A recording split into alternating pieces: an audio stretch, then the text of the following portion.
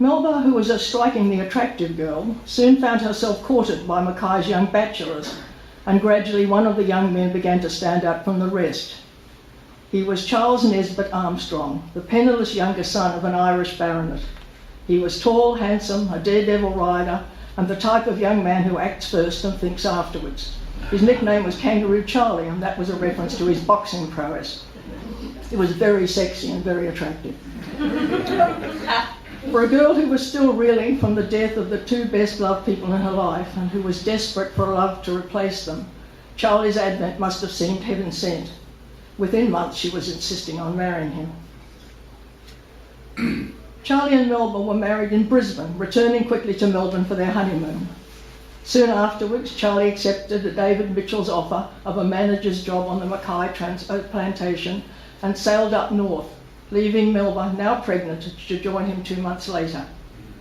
During those 2 months, Melba took daily singing lessons from a talented Italian teacher named Pietro Cecchi, who undoubtedly laid the foundation of her extraordinarily fine singing technique.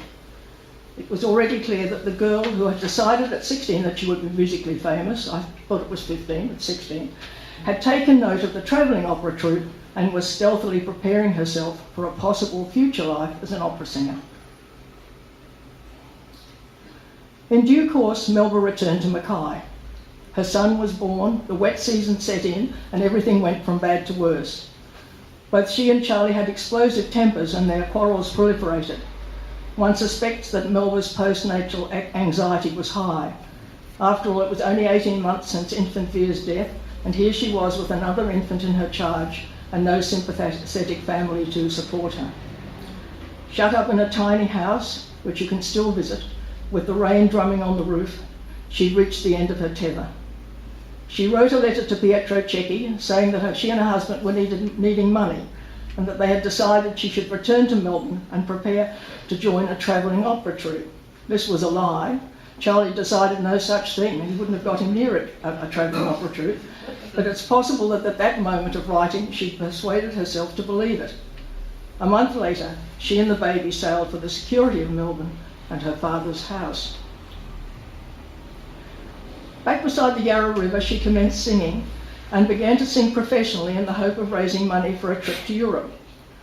Her father, who considered a professional female opera singer only a few degrees better than a fallen woman, was a very unrespectable thing to do. You painted your face, you appeared in public, you took you impersonated the moral people on stage. I mean, it was pretty low. My father refused to assist her, but a year later he was persuaded to change his mind.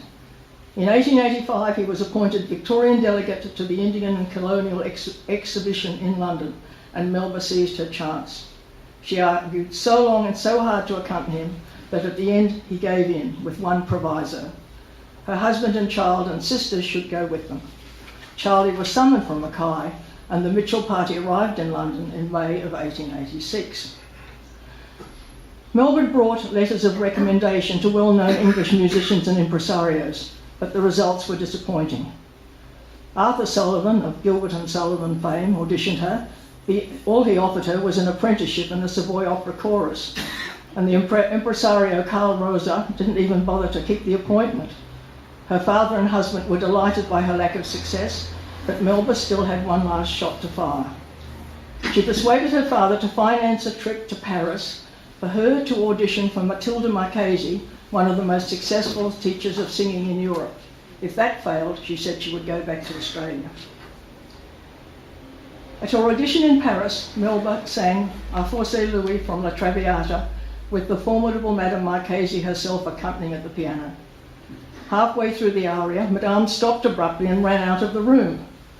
Melba was almost in tears. She was sure that she had failed. A moment later, Madame reappeared, tugging her harassed husband behind her. "At last I found a star," she called out. And turning to Melba, she said, "I shall make of you something extraordinary."